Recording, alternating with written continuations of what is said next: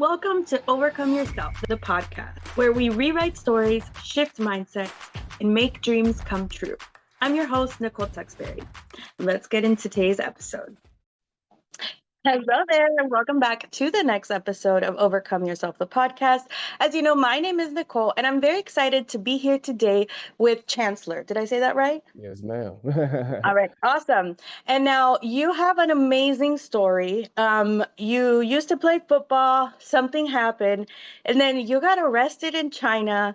Tell us the story. Okay, I'm going to butcher it, so please go ahead and give us a little bit of background. Let us know who you are and who you help. For sure. So the name is Chancellor K. Jackson, born and raised in Atlanta, Georgia. Played football majority of my life all through high school. Got the opportunity to play in college down at Stetson University. Played there all 4 years, graduated with a bachelor's degree in communication and media studies. After I graduated from Stetson, I landed my first job teaching English to kids in China. So that's what brought me to China. Nice. I was supposed to do a year, but only ended up doing 6 months before things went left. And I was arrested and served 14 days in the Beijing penitentiary. Once I was released from Beijing jail 6, I was immediately deported from the country, came back to America, back to square one all over again. Started writing my book, my first book, 14 Days in Beijing. Continued to work in education, fell into coaching football. And here we are, 6-7 years later, we got 6 books in total, 4 that I've written myself, 2 that I've helped publish. We coach people through the writing and publishing process. I started my publishing company in 2021 and dabbled and experienced with just other little small business ventures and stuff like that. But hey, we still at it though. So yeah, that's pretty much the journey in a nutshell. That is amazing. And so you took what is definitely probably a really hard time in your life. And now you use that to help yourself, right? To lift yourself up. You were able to use your story to write your books. So can you talk to us a little bit as a publisher? Can you talk to us a little bit about that journey and how you encourage others maybe to do that, I guess? Yeah. So after the success 14 Days in Beijing was having, countless people was reaching out to me with questions, comments, concerns about the writing and publishing process. And I was like, well, it's a demand. Clearly it's a demand because everybody, it really surprised me the amount of people that had aspirations, or it was always a dream of theirs to write a book or be a published author, or, you know what I'm saying, write a bestseller. For me, it was just an idea that I was given. For real. One of my good friends I grew up with, DeMarco Reddins, he was a traditionally published author before we graduated high school in 2014. So he was the one that was like, hey, bro, you should write a book about what happened in Beijing. I was like, that's a good idea. I don't even know where to start, but that's a good idea. And he took it even further. He took my phone from me, went to my notes, left me a little outline. And I just started filling in the outline. By me doing that, I caught a fear for how I wanted to tell the story. So it took me about 4 months to write it, and then spent the next 6 months just getting it ready for publishing. So pretty much I was just doing what he did for me. You know what I'm saying? It might be an idea or it might be a goal of somebody's, and they just don't know how to go about publishing a book or even where to start, how to start writing it. And people think that becoming a published author is just godlike ability that only the special among us will ever be able to experience. And it's like, that's not the case at all. Self-publishing has changed the game. Yes, absolutely. So it's feasible for any and everybody. So pretty much it really just depends on the individual, like what type of story they want to write, if it's nonfiction or fiction. And then from there, just take it step by step on on how to go about getting it written. And then of course, editing and fine tuning it, perfecting it. And then once that's done, that's the bulk of the work. Once you get that done, publishing, that's easy. And then the next hugest task is marketing it on the back end. Because you can do all of that, put it out there, you don't tell nobody, then what's the point? Unless that's just something you want to cross off your bucket list. But no, you definitely got to push it. Here it is 5 years later, and I'm still talking about 14 Days. Like that's Yes. topic of conversation. No matter what any other books I publish, folks still want to talk about that one. So yeah, you just got to continue to push it. But yeah, so I'm hands-on with everybody I work with from the very beginning all the way to the end. So marketing it on the back end, because you're gonna need a lot of help with that too, for sure. Yes, absolutely. Yeah, as someone who's hosted summits, I've gotten a bunch of experts together for authors. I know that there's a lot of people out there. I commend you for writing your story, for writing it down, for going through the whole process, because there are so many people out there who do dream of writing a book, and then they kind of just never get around to it. Um, yeah. And I think something very important that you mentioned, you took time to write the book. But then you said you took 6 months on the back end before you even published it. So can we zoom in a little bit on that? And I know you touched on it, you mentioned Yeah. editing and stuff.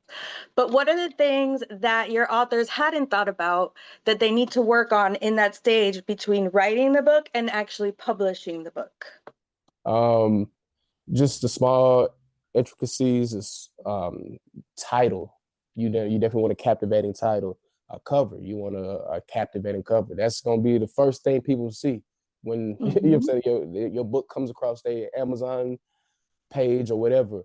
Definitely got to have a captivating title and cover. That's gonna you can get them hooked right then and there. They're gonna be more inclined to at least pick it up and you know what I'm saying, read the back of it, or let me see what it's talking about a little bit more. So definitely those are huge components as well. And that's easy. Well, it's doing market research is beneficial to coming up with a great title and a great cover. I tell people go to Amazon, whatever book, whatever genre you feel like your book will fit in. Go to that genre and look at all the best-selling books, or just the books that's listed up there. How the titles, what do the covers look like? Because you'll see a common theme amongst all of them. So it's like you definitely want to fit the theme, but you also want to stand out at the same time. You know what I'm saying? So those are pivotal keywords. Keywords is something that I feel like people sleep on as well. With Amazon, you get 7 of them, and keywords are pretty much like searchable terms that people can might search, and your book can pop up just from them searching that. But also, that's another way for you to slide up the charts depending on which genre you put your book in. You know what I'm saying? So if Yeah. it's already in a niche genre, and you feel like it can apply to a little bit more genres, you can use those keywords to slide up into those categories as well. So when it's this debut time and all your sales hitting at once, you're gonna look up, you're gonna see the #1 new bestseller tag up under your book for sure. So yeah, definitely keywords, covers, titles, great book description as well. Great book description. Um, yeah, I say those are some of the most important parts, far as just from the writing to the publishing process. And talk to me about editing, because I think that that's a really important part that a lot of self-published authors miss. Yeah. So can you give me a few words about editing and if you think that's an important part of the process? Oh yeah, for sure. Because you want it to be perfect. You don't want to try to put something out in the market. They got a bunch of grammatical and punctual errors. Like, nah, you don't want that and your name on it. So yeah, you definitely don't want that. But it's a process because you can look through that thing 10 times, front, Yes. back, left to right, and you will still miss things. So it's like you're gonna need some help. You're gonna need other eyes to look at it because I guarantee you'll miss plenty of things that you just. It'd be crazy too. You can have a bunch of people look at it, and it's like y'all could all miss something so small. It could be a Yes. comma that's missing, or you know what I'm saying, a word that's missing a letter. It could be something so small like that. So editing can be tedious just because you just want to make sure it is perfect. But get as many eyes as you can look at it. The more the better, because somebody's bound to catch something that somebody else missed for sure. I'm looking up because I have 3 author copies of my book. On me. Because the first one I ordered and then I went through it and I was like, oh my God, look at all these mistakes that I didn't notice on the computer screen. And then I ordered another one and I was like, you know what? There's still some mistakes in here. Redesigned the cover. I didn't like how certain things looked. And so now the third one, I'm like, all right, we're getting there. Like the cover looks good. I can actually read everything, right? But it is a process. Man, Man. And the process for me has taken me 6 years. So do not give up on your book. If you're listening right now, he did it really fast. Chancellor did it really fast. He was able to write in 4 months, and then he spent 6 months working on the edits and things, and then he went to the publishing side of things. But it can also take you a little bit longer, and I just want to let you guys know that that's okay. And I did publish because the one I'm talking about is my big book. I've published like 12 or 13 journals and then another 2 or 3 books, a tips book and a workbook since I've been working on my big book with my Oh story, man. the one that my podcast is named after. But I just wanted to reassure anyone that even if you don't do it lightning fast like Chancellor did, there's hope. And it, Just and don't that's give and up. that's the I'm not even sitting here trying to portray this ultimate poise like I always had it figured out. Yeah, I was able to get some of it ready for publishing in that 6 months. The entire 14 days of Beijing, I still had half of the book that was still with the editor, still getting edited. So I was like, Oh, okay, wow. it's getting close to the deadline, and I only got half the book. All right, how I'm finna do this? You know what I'm saying? I had it was a lot of freestyling with 14 days of Beijing. Hmm. I was like, I'll just break it up into 2 books. You know what I'm saying? I'll do part 1 and do part 2 whenever I get those edits back. You know what I'm saying? And then my partner, DeMarco, he was like, man, I feel like you should cut it down even more. I'm like, cut it down even more. He said, yeah, bro, like you only got half of the book. So just, you know what I'm saying? Cut this half in half and we'll just figure out the rest as we go along. I'm like, at first I was like, nah, I ain't trying to do that. But it's like, I just gotta trust the process. So I was able to make sure to the best of my ability, the first 3 chapters of the book were perfected. And that was the original version of 14 Days in Beijing that I published. And that's the bestseller. I'm talking 30 some pages that went #1 multiple times in multiple genres. So it ain't got to be all you.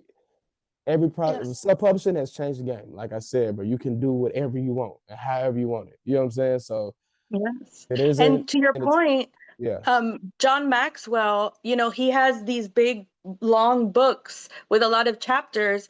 And since he's published those, his team went on and published the chapters as books because people Mm, love short books. And so you yeah, are absolutely right. You don't need facts. to write a whole, like the Harry Potter, like the fourth book that it Facts, was like 800 pages. You don't need that. facts on me. Yeah, just a few pages. I'm telling you. So just trust the process. And it's okay to deviate from the plan for sure. For Oh sure, yeah, for we got sure. to pivot. Always pivoting, right? Like On something me. comes up and then boom. I'm telling All you. right. So, what now we've talked about like, the writing of the book, you outlined it, you went through it, you did the 6 months. Let's say we publish it because this is what people really want to know. Mhm. They're like, "How do I market my book?" What Yeah. what tips do you have for the audience out there that's like, "Okay, so now I wrote it, I've edited it, it's on Amazon. How do I make it, put it out Yeah. there? How do I share it? What are your tips?" Um, you got to continue to put it in people's face every which way. I like to, tell people, think of every election, every year when it's around election time, especially for like the small electorals, like the mayor, the governor, the council, you know what I'm saying? The small little politicians, you know exactly who is running for what, whether you care to, you know what I'm saying, you into politics or not, you know who's running for what, and you know what I'm saying, what their name is, all that. Because why? Everywhere you go, when you drive down the street, you turn out your neighborhood, you see posters, you see flyers, you see signs everywhere. It's constantly in your face, constantly in your face. You see Coca-Cola commercials every which way. Ads on the phone, ads on the TV, billboards, you name it. Everywhere you turn, you see it. So it's like you got to continue to put your product in people's face. People got to see your product 7 to 9 times before they even really acknowledge it for real. You know what I'm saying? So social media has changed the game. That's the biggest tool we got. Yeah. Um, Change all your social media accounts to fit to theme your book. Change your name, your picture, your bio, everything to be geared towards the book. And just make sure you're posting constantly. Got to be consistent with that so you can jump up on the algorithm. You can do excerpts from your book. You can release the table of contents, release the cover, show folks what the cover look like, read a little snippets from the book, reach out to influencers. There's a lot of influencers out here that's still on the up and coming that you can reach out to that won't charge you nothing crazy to promote your book. They can do a little quick promo for 30 seconds and they'll post it on their page and leave it up there. You know what I'm saying? So now your video's getting thousands, hundreds of tens of thousands of views. You know what I'm saying? Just continue to put it, continue to market in people's face. Podcast interviews, another great avenue to market your books. What else have I done? That's mainly been it. Influencers, posting it, interviews. I've done billboards too. I've done billboards. That's awesome. Yes, this website called Blip, BLIP. That's like that didn't change the game. Man, you can have billboards across the nation, and it's based on, say you put $10 into the account. All right, this billboard in this location might charge you 25 cents to run it. You know what I'm saying? A play. So it's like, okay, so now you just pick your locations, put however much money you want to put into it, and based on how you got it set up, it'll just deduct from the amount you put in how many times your billboard will play. So that's another great tool as well. Man, yeah, I want to say that's them the main ones I usually do for sure. And then of course just I love that. word of mouth. Yeah. That's And you mentioned that you talk about it all the time. Like it just naturally comes out. And I'm guilty of that too. Like we're just sitting around, having dinner in the real world, unplugging from the matrix. You go to see people that you don't really talk to online. And then I'll be like, oh yeah, actually I wrote about this in my book. I said how this, and I'm like, oh my God, like I can't help it. Like it's just, like it's just the life stories are there. Like if you want to know more, just go read the book because I'm not telling you anything else. Bye. Amazing. Even where I go, I keep copies of books. I keep my copies with me, so I can be in a restaurant. Best believe my copies are gonna be sitting there on the table. Whether you say something about it or not, you won't see them.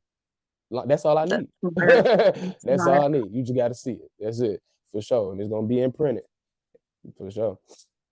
That's cool. Yeah. And then like being an author, one of the things I learned in my summits and hosting the summits is that people see that there's a level of respect to know that you're an author and a best-selling author, and people regard that as highly as they do when you walk into a room and say, hey, I'm a doctor.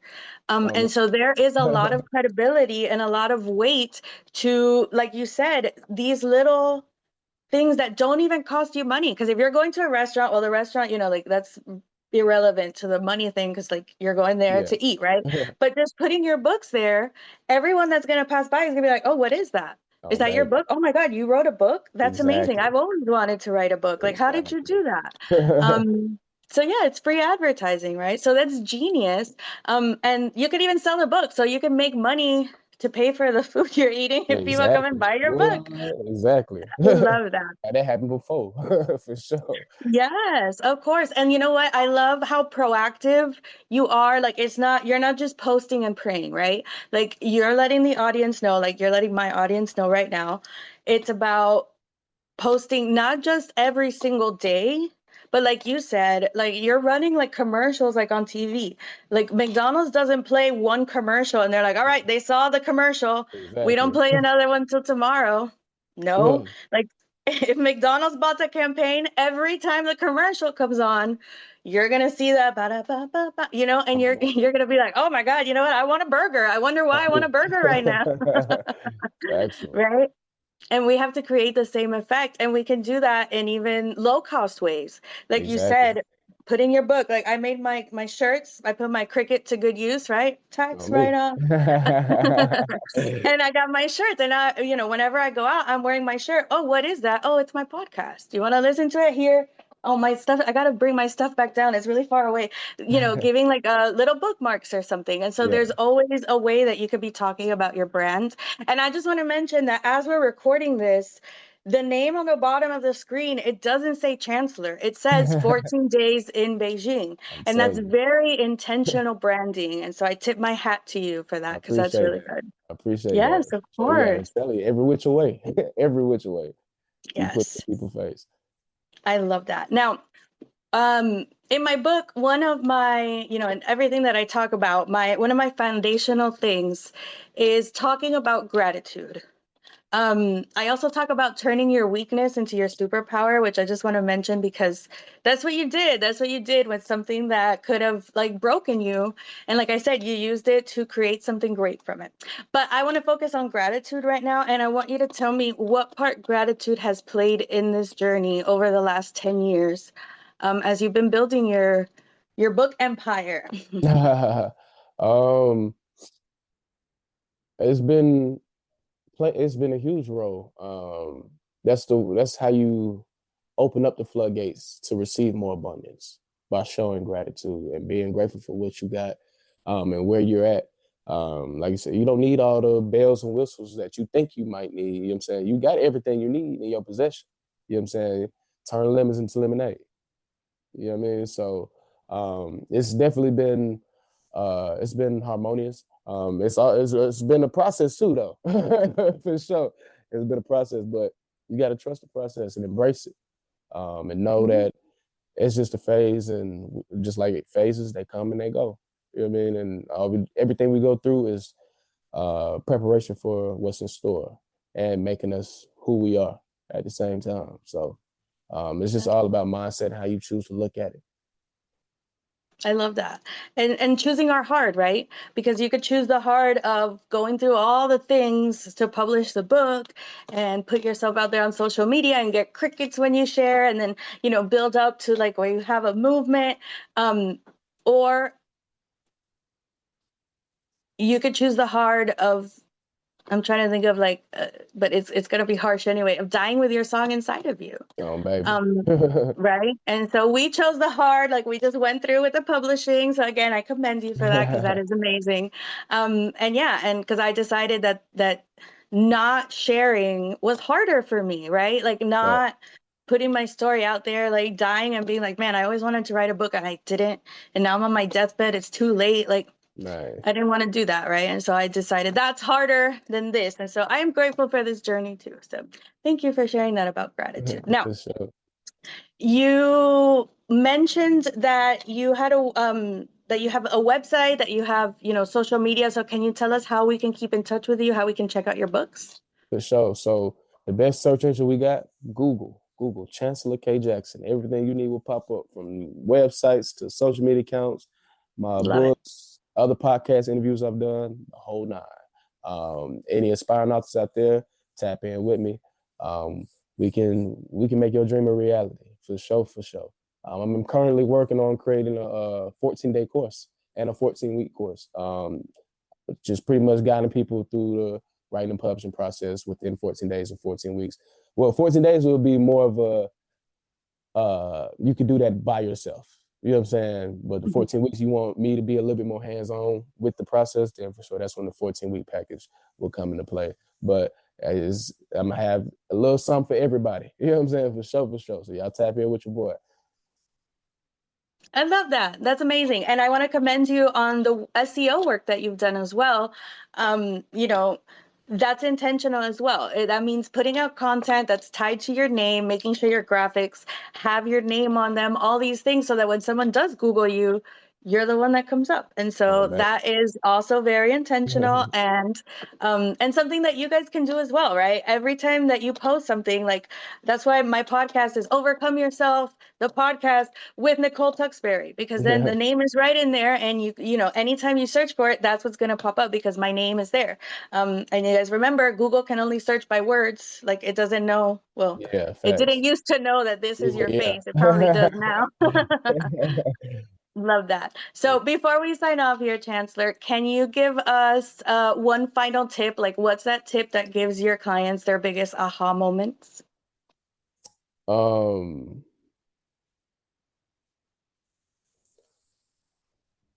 I was really like, I say the biggest thing is people don't understand how simple self-publishing is. So I don't know if you've heard of this platform. It's called Draft 2 Digital, but it's pretty much a one-stop shop. Like you can upload your manuscript, your cover, pretty much set up the entire book on Draft 2 Digital, and it will upload the book, your book will be available on Amazon, Barnes and Noble, Kobo, every online book retail store that there is. Draft 2 Digital can put your book on all of them just with one-stop shop. You know what I'm saying? So you ain't got to go to each and every individual online store that there is and repeat the same process. So yeah, y'all tap in with Draft 2 Digital. Draft, the number 2 digital. Okay, cool. That is an awesome tip. I never heard of that, so I will definitely be checking that out. Oh, And yeah, so this has been so valuable. Like, you've given a crash course in publishing, like the tips you gave about writing, the tips you gave in between writing and publishing, and the marketing tips. Like, go back, listen to this episode again, because it is packed with gold. Write down all the things that he said. And I know that they sound simple, okay? But the foundational things are simple. Like, as a football coach, you know that you guys cover, it's not the complicated things. You guys go back to fundamentals, yes or no? Exactly. Yeah, And exactly. these are the fundamentals. You've got to be posting, you've got to be sharing, you've got to be intentional about having your brand in front of your ideal clients. And so this episode is literally a crash course in just how to do that. It's been phenomenal. Thank you. So thank you so much for joining me today, Chancellor. This has been awesome. And we will catch you guys next time on the next episode of Overcome Yourself, the podcast. Bye. Thanks again for tuning in to Overcome Yourself, the podcast. Stay bold, stay grateful, and keep becoming your best you. For more information and resources from me, Nicole, head over to nicoletexberry.com/resources. See you next time.